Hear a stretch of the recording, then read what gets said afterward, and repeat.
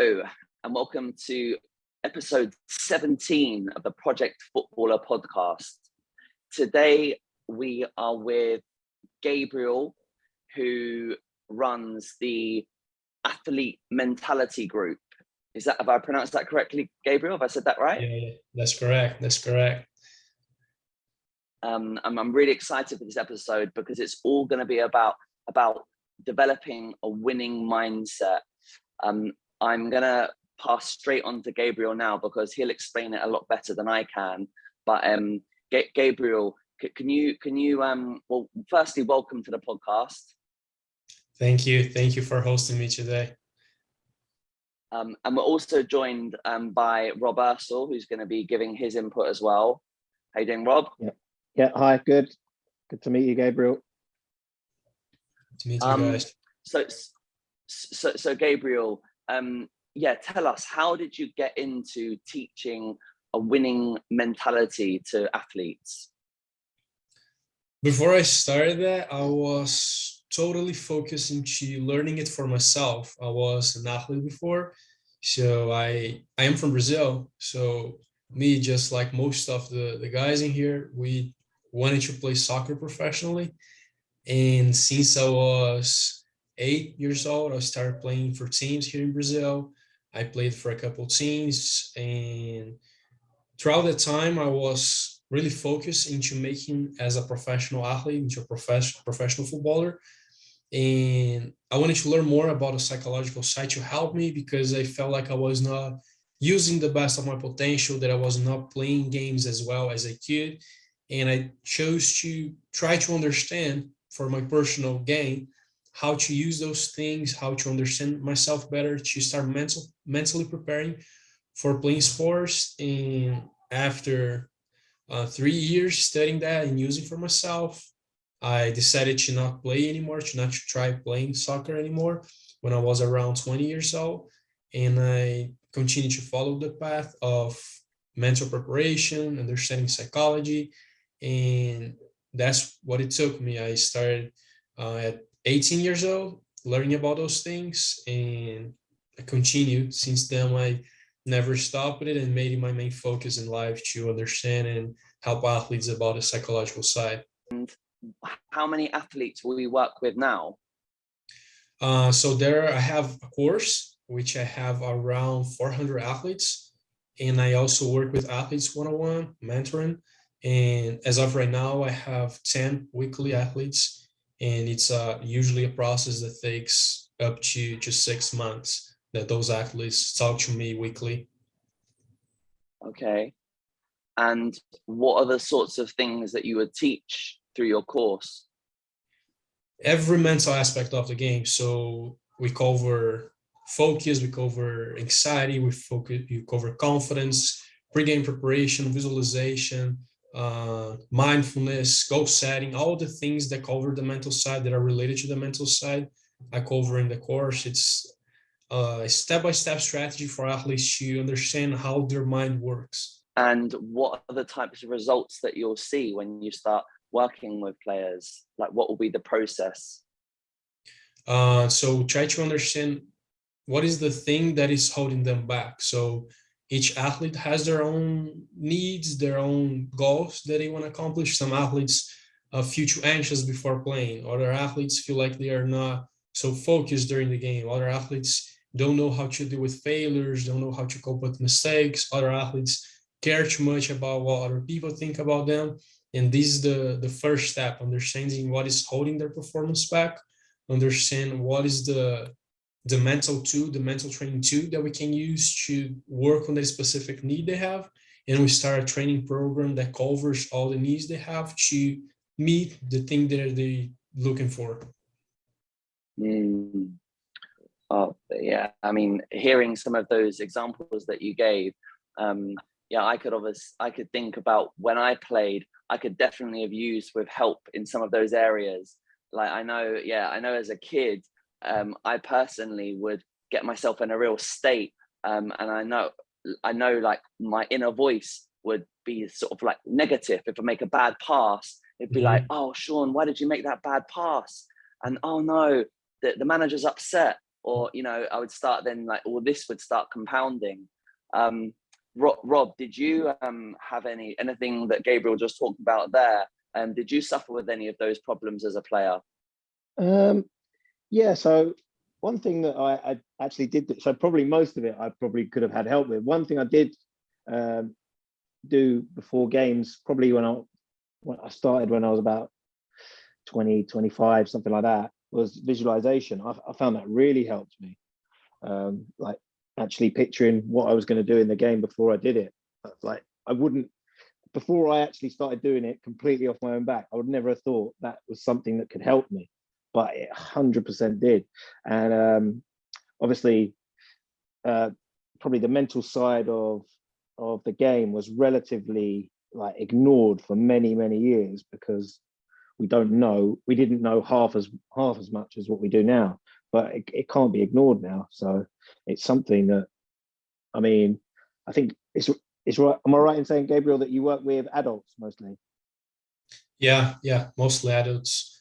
So Yeah. the main range of age is from 15 to 25 years old. Yeah, but I mean, I think as we're going to talk about later, I think this is something that kids probably need. I don't know what do you think about that, Gabriel? Yeah, absolutely. It's a different approach for kids, as they are not aware and probably won't be as motivated to work on the mental side. So the role goes mainly for the parents, what the parents can do to help them, what the parents can teach them to do.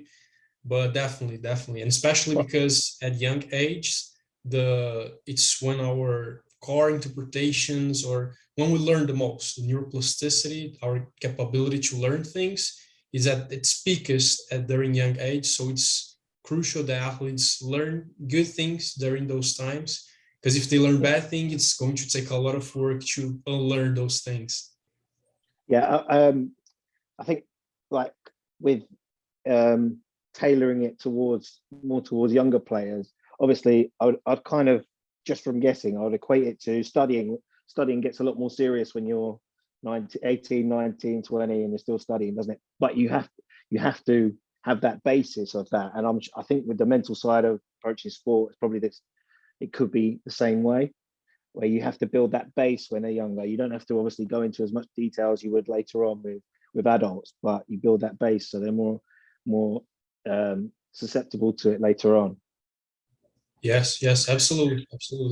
The more you learn good things at an age, the less you have to work on those things later when you are older. Yeah.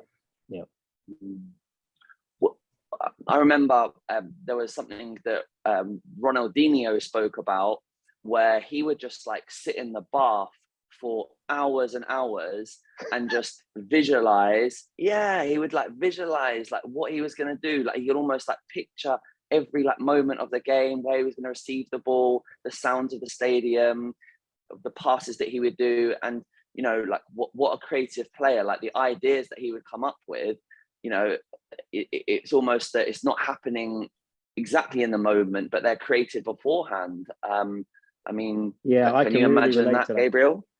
Really? Yeah. I used to struggle a bit to sleep before a game with so much excitement, like the night before a game, and I would be in bed just visualizing what I could do the next day, for sure, and it did help. Wow.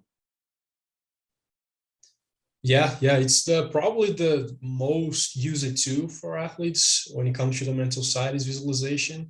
And I believe that every athlete does this by themselves without any further instructions. But the more you understand how it works, the way you can do it, the ways it can help you to develop different skills, is definitely one of the most effective things when it comes to the mental side. And I didn't know this about Ronaldinho. I have never heard about it, but it explains a lot about his creativity. Yeah. So let's say that a parent wants to start doing some visualization exercises with their child, and maybe footballers are starting younger and younger these days, but let's say that it was with a 7-year-old. So what would they do? They might like sit them in their room and shut the door and say, right, think about football, or what do they do? So for children, the most effective way to actually make them do it is to make it entertaining, to make it fun. So trying to stimulate the children to look, this is something interesting. This is something that you can do at your sports, and kids are great at imagination, creativity. So just by giving like small pieces of information about it, just look, do you know what are the things you're going to do in the game, or what are the skills you learned today? Do you know that if you visualize, if you imagine yourself doing them, you can improve, you can get better at them? Just making this process as natural as it can be, without forcing it, without giving a lot of instructions, do this, do that, make it realistic, repeat these same skills 10 times. Just by, look, this will be fun, try this out, see how it goes. Or even when they are playing, like on the field or just doing something, when the children is trying to learn, explain to the children, look, visualize this before, imagine in your mind the things you're going to do before you do them, and see how it helps you to understand the movements. I think this will be the best way to get started with it, since the most important thing we have to have in mind when we are training children is that the more they are intrinsically motivated, the more they have fun when they are doing something, the more chances they have of sticking to those things in the future. Mm, mm. See, as you were talking, I was thinking where it might be where if you can get the child to sit still for long enough, but maybe the father and the son are in the park and they're sitting down on the grass, and then you say to the child, look, just close your eyes, and what can you see? And maybe they just say they see nothing, and then you say, all right, I want you to imagine a red circle. And then if they can picture a red circle, they can see that. Maybe then you could then build in, okay, can you see yourself now? Then they see themselves. Maybe you get them to see themselves at a football game, at their pitch, and then you build in the other players. Maybe at that point they've run away and they've got you distracted and we've lost the child. But the next week you could build on it again. Start with the red circle, build the players. Then you start having the team playing. And then you could then start saying, can you picture yourself scoring a goal in the bottom left-hand corner? Because if you can get the child to create the pictures in their mind, which are positive, then that's a starting place. You hear about those people who they learn the technique of lucid dreaming. Do you know much about lucid dreaming? Yeah, yeah. And sometimes those people, those people say that they can control their dreams. I think it'd be like such a hard thing to do in that like subconscious state. But if you could do that to get those visualizations. But then is there a danger, Gabriel, that once the child starts like learning visualizations, having clear images, is there a danger that they lose control of it and it starts turning into a lot of negative imagery? Yeah, there is, but it shouldn't be something that really comes from visualization. It will come as a consequence of other things. So if a child has negative thoughts all the time, or if the child has negative behavior all the time, visualization will just repeat the behavior that was happening before. Visualization won't cause those negative things to start happening. And it's also a good way to understand and prevent those things from going any further. If you realize that your child is visualizing a lot of negative things and doesn't have any control over those things, there's something going on. Why is this child having so many repetitive negative thoughts, negative behavior? There's something happening, and visualization could be a way to understand and spot that is happening, but it shouldn't be the cause of these things. Okay, that's helpful to hear that. What's your view? What do you teach your athletes about positive affirmations? They are very helpful, but they have to be used strategically. Just repeating, for example, I am calm when you are under pressure, it is not going to help, because your emotions are already in a completely different way, and saying something to yourself at that time won't have any effect. Lying to Because yourself. Lying to exactly, yourself. exactly.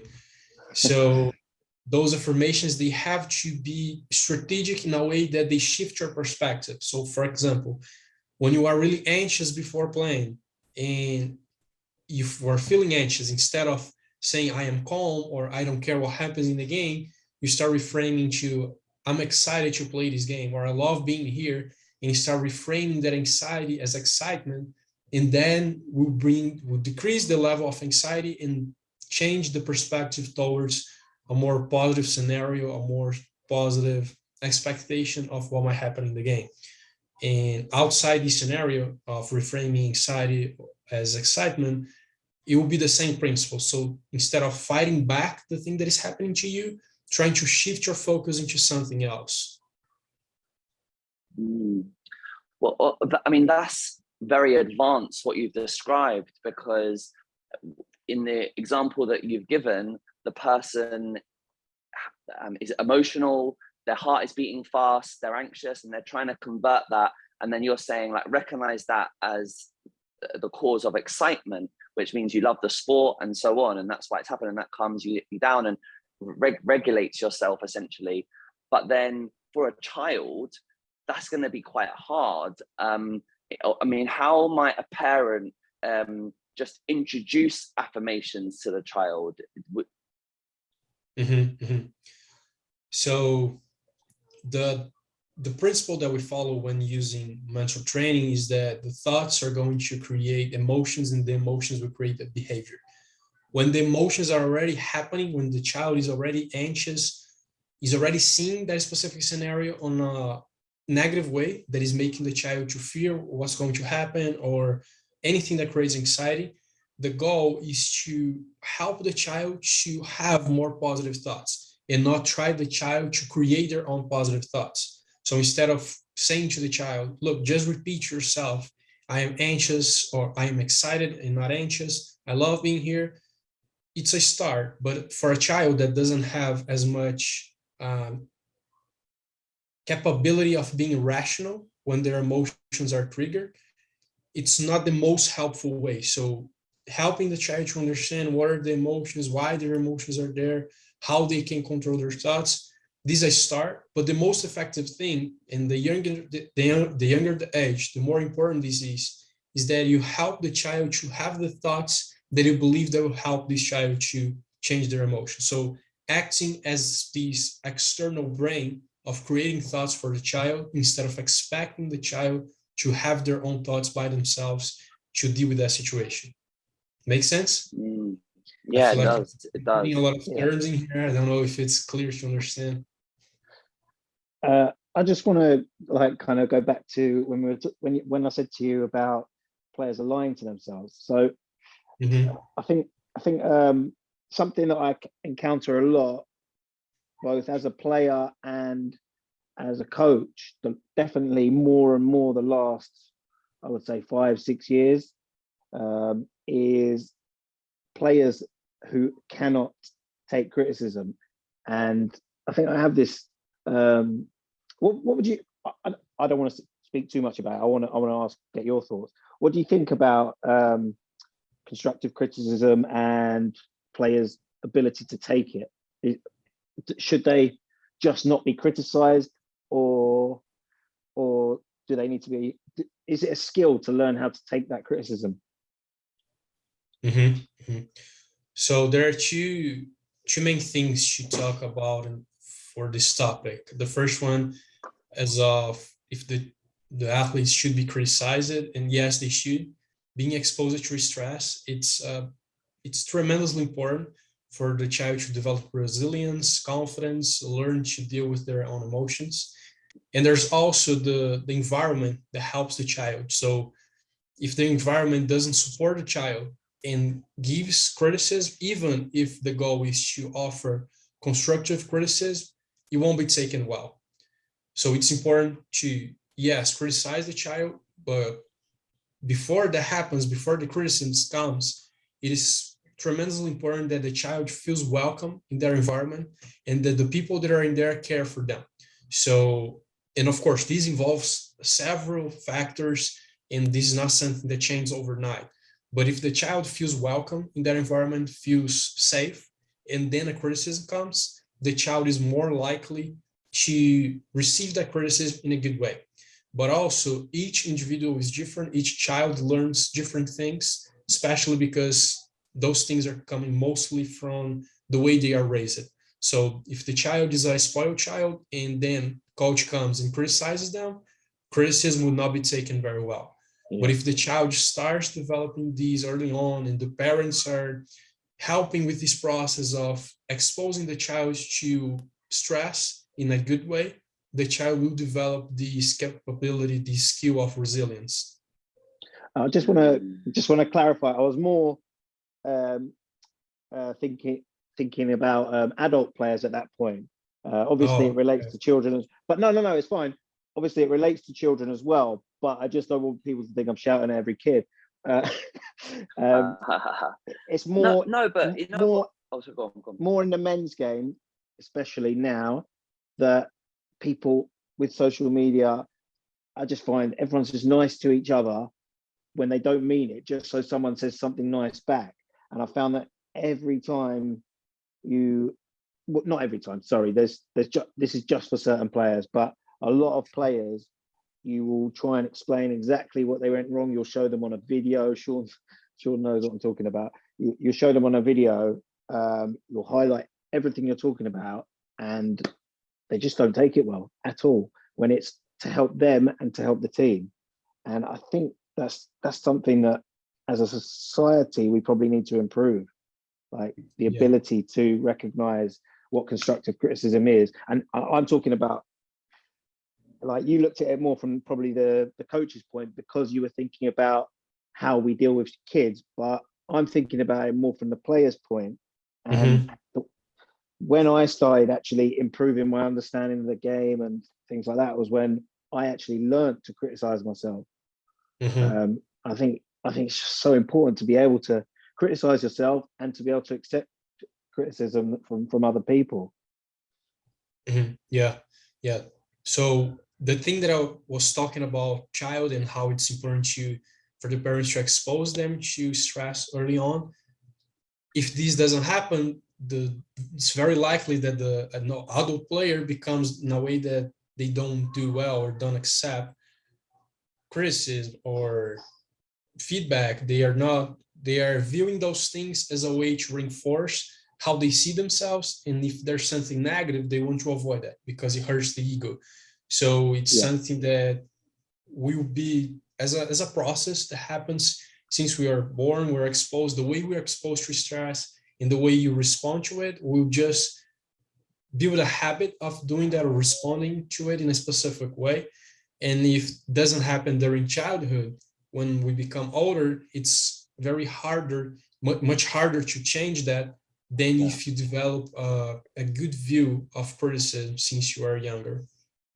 Yeah, so I'm not really blaming. I'm not blaming the players themselves, but the whole the societal approach to criticism is really wrong at the moment, I think, and it's making it very hard for players to improve their understanding and stuff. They can improve technically because that's about repetition and stuff, but to improve their game understanding is really difficult because they find it so hard to accept that they were wrong, even if you show them. But you know what, like what we see with, let's say it's our 20-year-olds, like, because you were a manager of a same professional team for the last few years, Rob, so I know, like, that's what a lot that you're talking about at the moment with that experience. That's correct. Yeah. So like the 20-year-olds, like, what are they, like the Generation Z or whatever? It's like that is a lag effect of how that generation has been brought up. And I don't want to group, they're not, obviously not everyone's the same, but you do see more patterns and trends. Exactly, with certain generations. So now if that generation has been brought up that way, where maybe like they got so much praise, everything was about their results. It was, oh, you did so well on this exam, well done, let me celebrate your exam. The parents all competing with each other, whose child is the best. And now the child grows up building their identity, exactly like you said, Gabriel, around these results. That's who they are as a person. And you said that their ego is challenged the moment that someone comes to criticize their identity, and it's fearful that they lose that. Whereas I know that, and in fairness to this newer generation of parent, I think this generation of parent seeks information. They want to be the best parents they can be. They're going out to find ways it can be, of mistakes that were made maybe in the past. Go on, what are you saying, Rob? They've got so much information available, so it's natural that they're going to be able to find out more about every little thing. Well, that's it. Like, society is now almost changed because of the internet, and there's so much information out there. The people who are being successful in this day and age are people who go and seek out improvement and this information, and they get better. So then there becomes like competition like that. But in that process, I think that this sort of growth mindset is becoming like far more talked about, and it's more widely understood by this generation of parent, I think. So I'm very hopeful that the future players are going to be more comfortable with criticism, with self-improvement, but because the parents understand the benefits of teaching this way. Gabriel, what are your thoughts? I agree 100%. And one of the things, as you're saying, that most players don't do well with this kind of situation is because they were never taught about it. So you were born, you were just thrown into a system of doing the right thing, people praise you. Do the wrong thing, people complain about you. And you just keep seeking for that approval, seeking to do the right thing. And whenever something doesn't go right, you don't want to face that because it really hurts you. So it's also hard to blame the players or to blame the parents because they didn't ever have the information about that. Like, you don't learn that at school, you don't learn that at any place. So it's hard to find a way. And today we have the internet, but even so, if we are born into a house that your parents don't know about it, your parents don't understand how to make those things to work for you, and they just do the things that come to their mind without any instruction.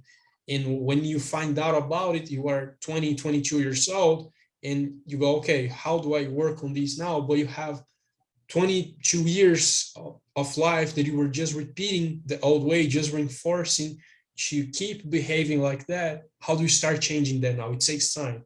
So it's hard to blame the players. It's hard to blame the parents. But hopefully, as you said, today we have a way to work on those things.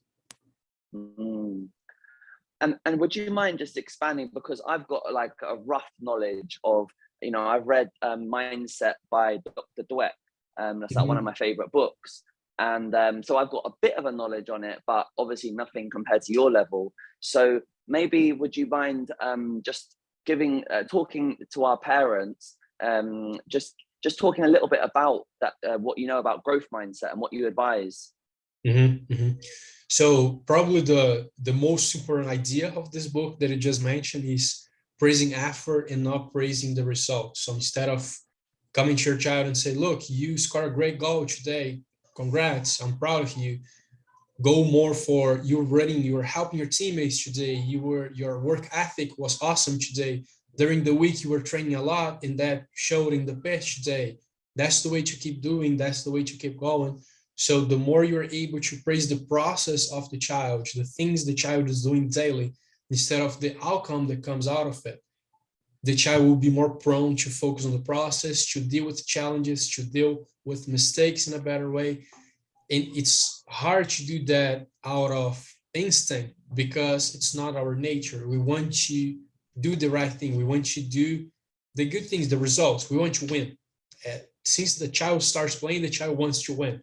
So if there's no instruction there of, look, this is the most important thing for you, and that comes as appraisal for the effort, then the child is able to start shifting the mindset towards the process, towards the things that are under their control. So this is the the number one principle for the growth mindset is to focus more on the process, to focus more on the effort instead of what comes out of this effort. And another thing that is, I'm pretty sure that Carol Dweck cited this in her book, that is not looking for external praise or external rewards. So there's a very interesting research they did to see if the kids were improving their performance, improving effort, if they were giving external rewards, and as simple as it could be, like stars, giving stars to children, paper stars, for their doing a specific thing. And the more they went through a process of getting external rewards for doing an activity they had prior interest. So if a child was drawing every day, and then you start giving recognitions, so you start giving a medal or start giving something to that child, their intrinsic motivation decreases as you add external gratification to it. So Really? we're doing, yes. And the numbers are like, if I'm not mistaken, it decreased by like 50% of the interest of the child when it was not always given. So sometimes you give it, sometimes you don't. It increased a bit of intrinsic interest, but the more consistent results was not giving anything to the child, rather than just doing the activity by their own interest. And sorry, does it specify like what caused that? Or so the research tells that the more you are focused on the outcome of a situation, the less you focus on the process of that. So the more you want to gain a medal, the less you focus on playing your game, and the more you're projecting your mind into, I'm going to get a medal next week or next game, and you just want to skip the part of playing. You just want to get the medal. And the more you do that, the more you see the process of playing as a stressful situation, because it's just something between you and the thing that you want. So you have to play just to get the medal, and that decreases intrinsic interest. Yeah, that aligns with like how I always think. I always think you can't be results orientated. You have to just concentrate on what you. Not even the professional level, the player should be results oriented. But 100%. Especially in childhood, this has to be the least important thing.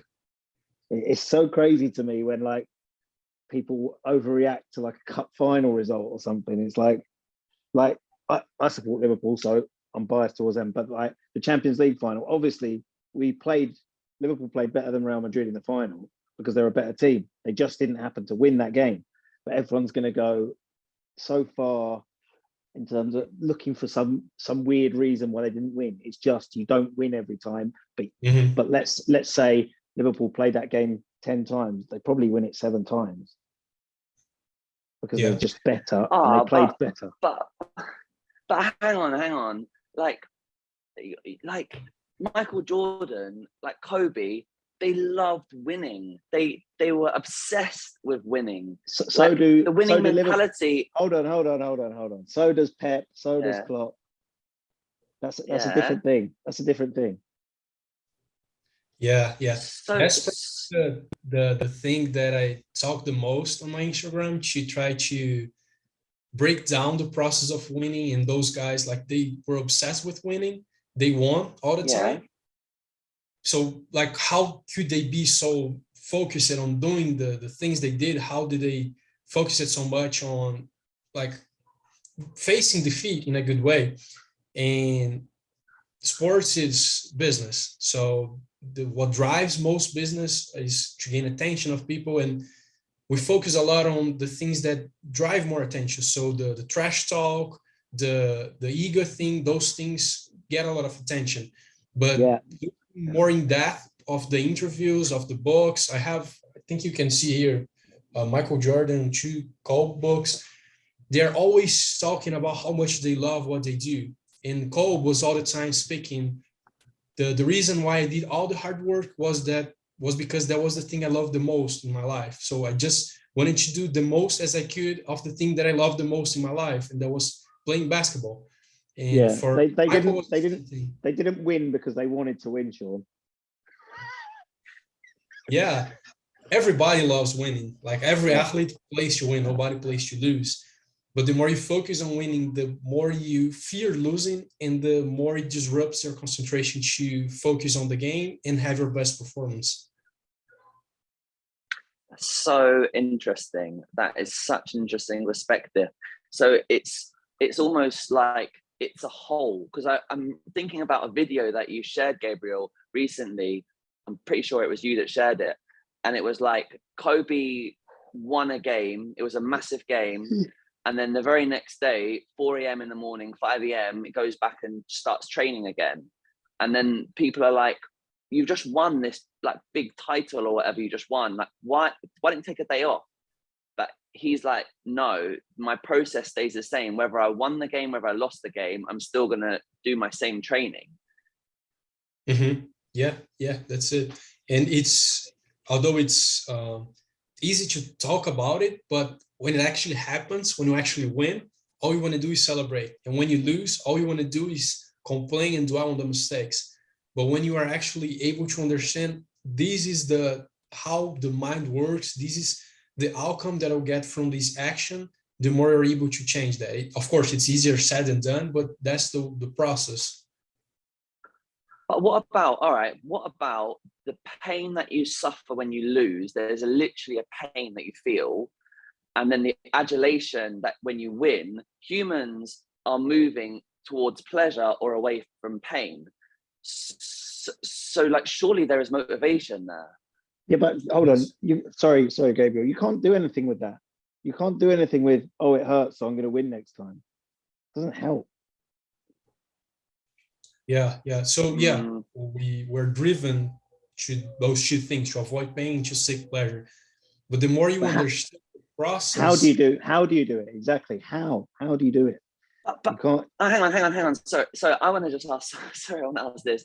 Like, when you say that, it doesn't matter whether you feel that pain or not. Like, if you start diluting that, maybe then you start going into your tackles a little bit softer. Maybe you don't make that recovery run that you would normally make. Maybe you don't make the extra run to the box to go and score a goal.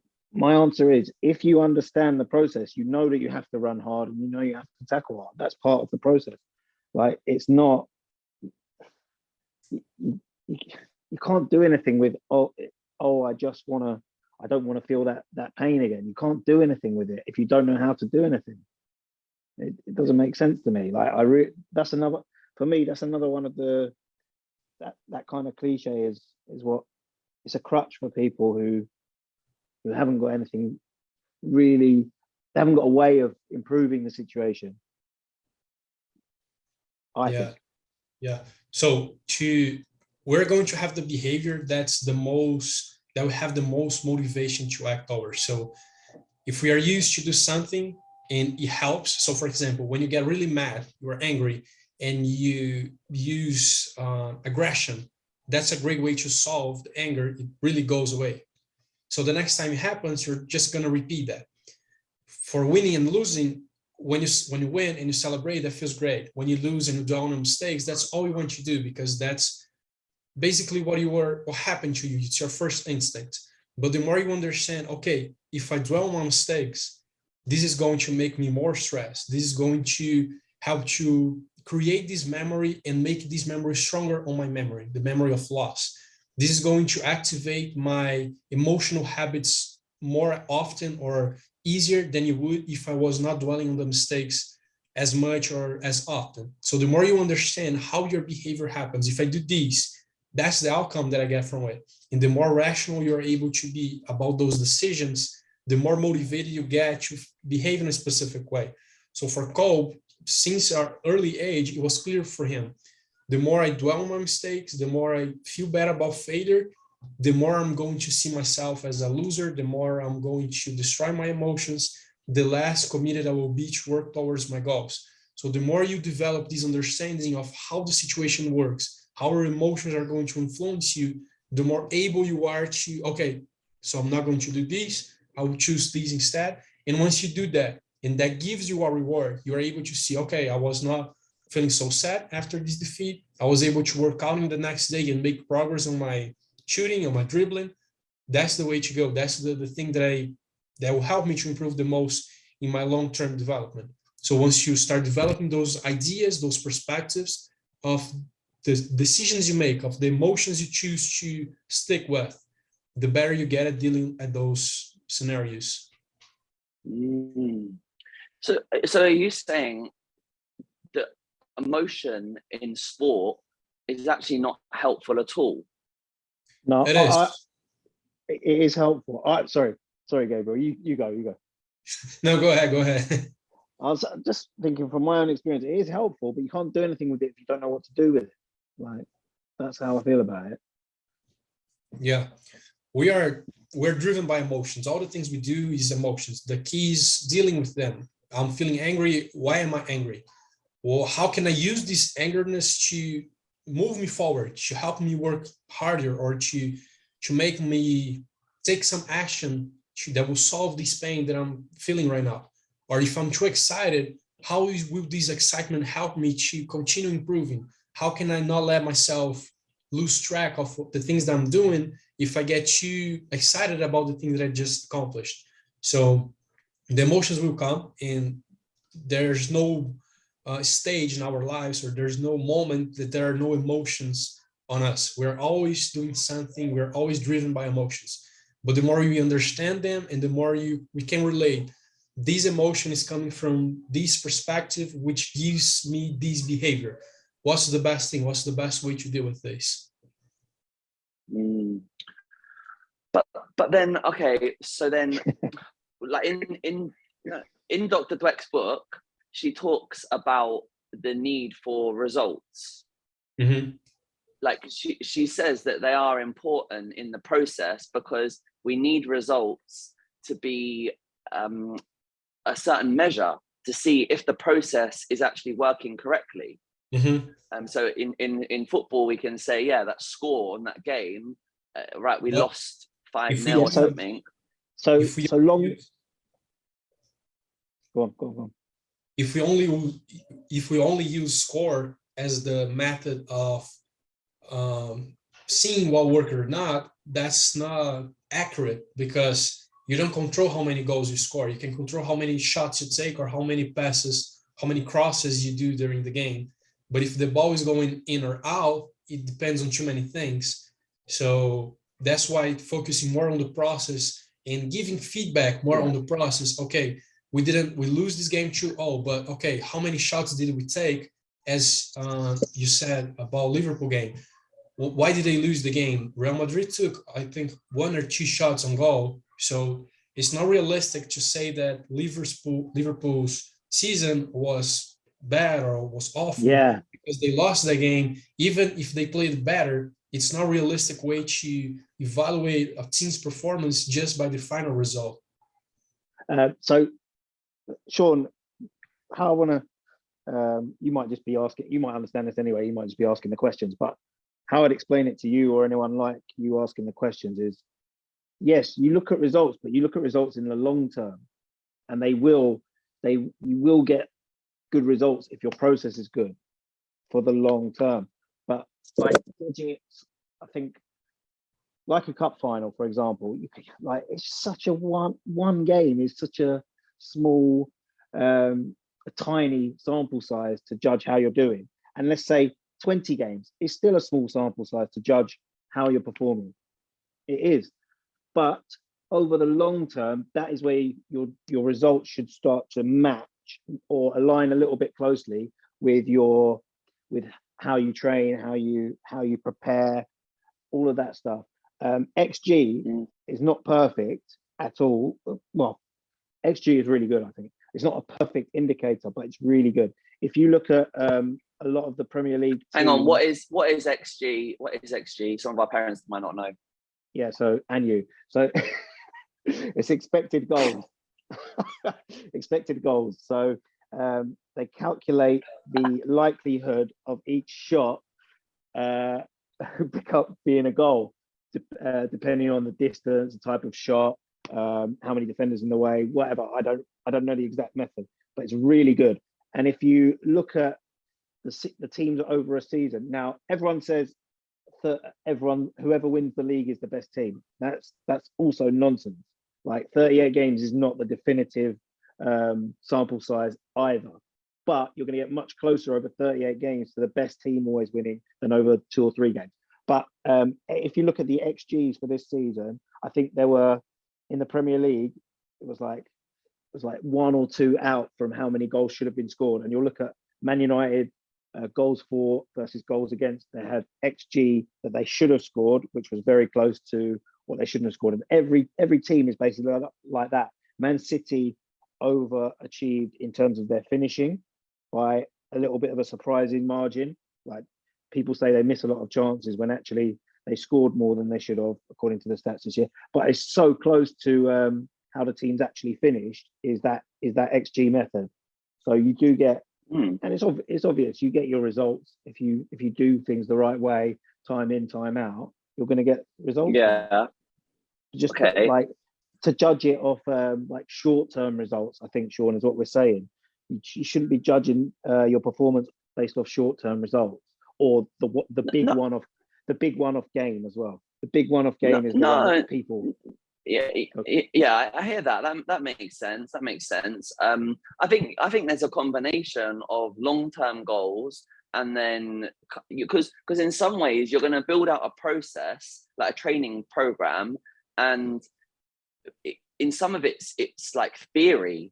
You have a theory that my child's problems are this, so this is what they should work on, and you take advice from coaches and people that have got programs in place. But some of it's then going to be reactionary, like, you know, sometimes with the way that your child is growing, they're going to need to maybe do more coordination work maybe, and your plan for the 12 months might suddenly change, and for the period between April to June, suddenly you're far more focused in that area of their development. But like, you know, the long-term plan is, all right, we want the child to get signed in the under-8s this season, and you know, that's what we're working towards. But there are short-term goals along that process, and there are also, I completely hear what you're both saying, and I completely agree with what you're saying about the result. But in terms of like finding ways to motivate the child, there can be a conversation around, hey, we lost 5-0 today. We've agreed that, you know, pressing and running with aggression is important, and defending and helping your teammates is important. But in the game, you didn't do that today, and the outcome is your team lost. But hold on, like, why does it matter that they lost 5-0? Why is that linked to it? Because football has winning and losing. In the end, you'd rather win than lose. Hold on. Yeah. So if your kid wasn't pressing and you won 5-0, you wouldn't say anything. Of course you would. You would Then the result is irrelevant. It's relevant, but it's irrelevant. But you could have won 10-0. You'd say to the child, you didn't press. Like when we play a harder team, you're not. Why are you not pressing there? That's, you know, we haven't taught you that. We taught. So what I'm saying is, why did you start with we've lost 5-0 today, and that's why I'm like it. Because I'm like trying to bring it into the conversation to say that the result can help in the process because it can link it. But I found it really interesting that you said, because I want to take it back to about like the study that said no medals and trophies, because it goes even further to what you said at the very beginning, Gabriel, about a child needs to do something that's fun, and if they have something that's fun, they're going to do more of it, and then maybe getting a trophy and getting a medal makes football a bit more fun. Can you not see that? Yeah, but I don't think the best way would be not having trophies, but I think the best way would be helping children to see more or to seek more for the activity. So playing more regardless of what happens instead of seeking for that trophy. And there are several factors that can influence these, but you as coach, me as a mental trainer, the things we can do is to help the child in the thoughts they have, in the goals they set for themselves, to always focus more on the process. The thing you were mentioning about they lost 5-0 and the process that didn't work as well, or the things they could have done better.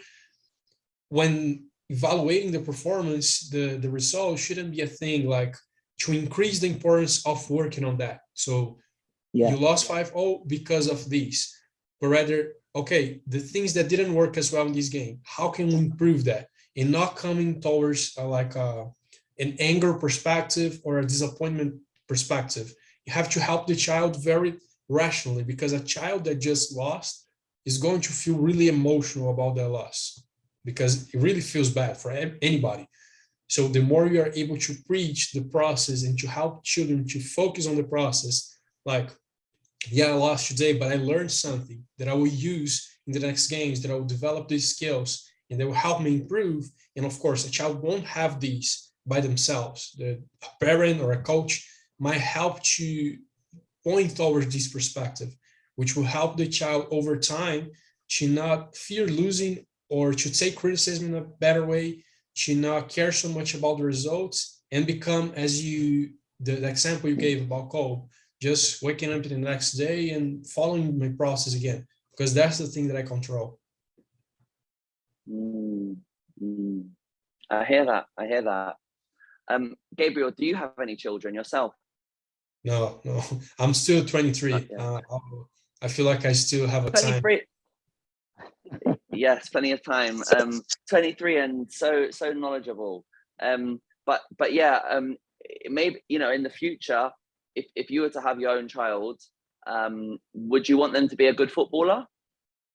Oh yeah. Yeah, but I wouldn't force it. I don't think that forcing will help the child to become a footballer. As a parent, I would like to, but I don't know. Okay, but let's say that they've taken to it, they like football. Will you give them trophies? Will you talk about the result? Like, what will be your approach? I'll talk about the result, but I will try to, because we cannot ignore the way that everything works. At sports, you're going to get trophies. At work, you're going to get recognition. At school, you have tests. You're being comparing all the time, and you're getting external gratification, external rewards all the time. So we cannot ignore those things, and it's impossible to try to exclude those things from a child's life. It's going to happen. So it's important to talk about those things and really try to explain, look, I know that you want to get these, but how much do you love playing? Would you play if there was nothing else, or if you wouldn't get any trophy, if you didn't get any recognition and external reward, would you still play? And whenever something happens, your child just won a trophy, instead of making that as the biggest thing in the world and making the child to feel tremendously special, just look, you did a great job. All the work you did during the season, all the things you were doing, all the fun you have during training resulted in this. That's a great job. Let's keep doing it. I love that. Yeah, I completely agree. I think where maybe there was some difference of opinion there, I suppose, as we were talking, is that you guys almost come across just so like cold with it, just like no emotion. It's just process. It's just like, forget about when, No, you've seen me. You've seen when I play. Obviously, emotion is a massive part of the game, but like I can't get on board with like that thing that you were intimating. I'm not saying this is what you believe, but it's like that pain on its own can help you next time. It can't. Like, I don't think it can, unless you were just being lazy. Like, it can't help you. If you were trying and you lost, the pain is not going to help you overturn that result next time if the same situation occurs. What's going to help you is understanding better, being better technically, physically, mentally. But what I'm saying is that without feeling great when you win, without feeling bad when you lose, and I suppose a parent almost, like, but everyone still has those feelings. No, some children don't care. Like, literally, like, I think some of the worst players that I'll coach from a young age, they have no competitive spirit. They have no real emotion towards winning, losing. So then as a result, they don't defend, they don't practice very much, they don't care if they lose the ball. You know, it all comes from the inside of, do they want to win or lose? Fair enough. But I suppose I was thinking more at a higher level. Like, let's say an academy team at under 9. You don't find players that don't care, surely. I think you do get players that care more than others. Yes.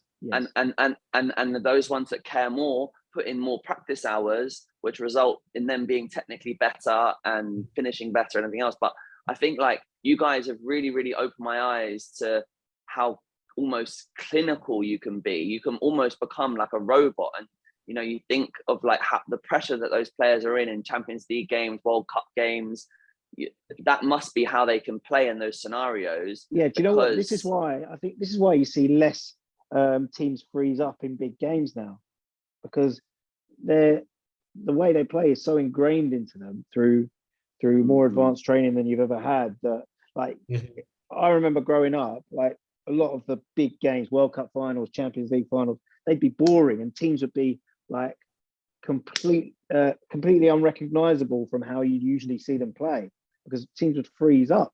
But now it's harder to freeze up when you know exactly what to do in every situation, because it's also drilled.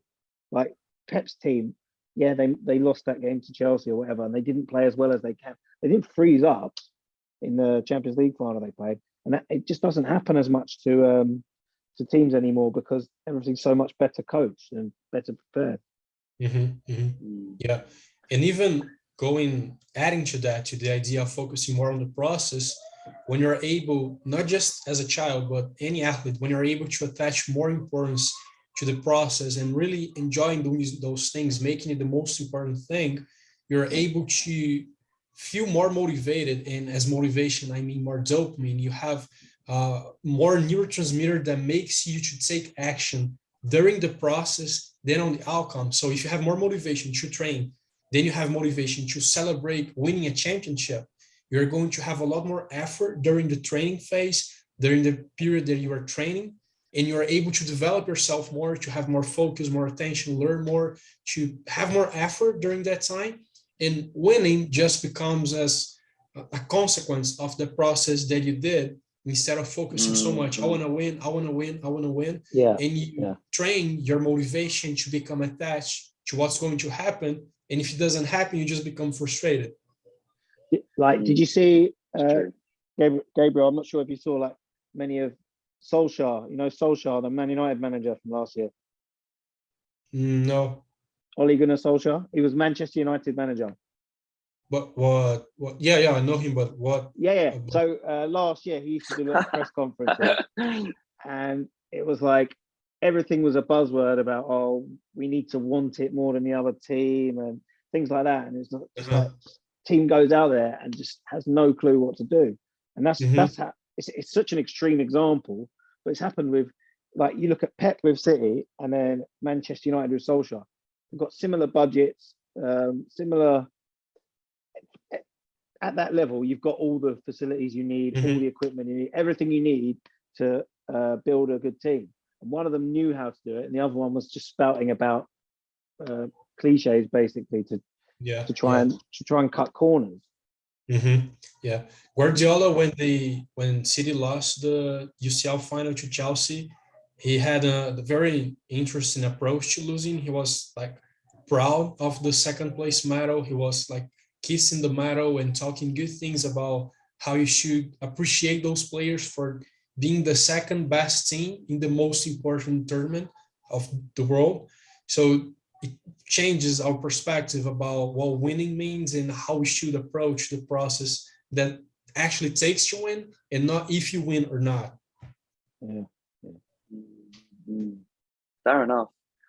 Well, now, Gabriel, I mean, this has been one of my favorite episodes. Like, I literally have been learning like this whole hour that we've been speaking. So thank you so much for your time. I really, really appreciate it. Yeah, it's been great.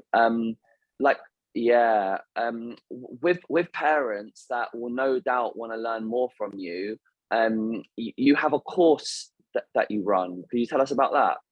Yeah. So it's called the Athlete Mentality Academy.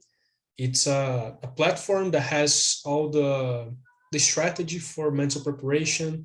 So basically the structure is each module covers one topic. So we have entering the zone of flow, we have confidence, we have dealing with anxiety, we have motivation and habits, and all the things. There are 5 more modules out of those. And those are towards athletes that are from 13, 15 to 25, 28 years old. So it's actually practical drills, things that you can do, that you learn and you apply to your game to train the mental side. Mm. But maybe some of our parents could take the course and then they would get some knowledge that they can give their children, maybe. Yeah, absolutely. The best way that it could help is to use those tools in there and make it less technical. So I explain how it works, why the brain does these, how these applies to your emotions. So if the parents can watch that and translate into a more understandable way of doing things, so making the drills easier for children to do, that could be a good strategy. Mm-hmm. And no doubt parents can obviously message you on Instagram as well if they would like maybe a bespoke consultancy, if their child is having maybe some specific problems, whether it's like self-confidence or mental resilience or not training hard enough, these things. Maybe they could reach out to you and you could work out some sessions for them. But yeah, Gabriel, no, I loved it. And maybe, you know, we could speak again in the future if there are more things that we think that we could talk to you about. But yeah, this has been an incredible episode. So thank you so much. Thank you. Enjoyed a lot this time. I hope I was able to contribute in some way to who's watching. And thank you guys for hosting me. Thank you, mate. All right. Cheers, guys. Bye. Cheers. Bye. Oh, 1 second. It has stopped recording. 1 sec.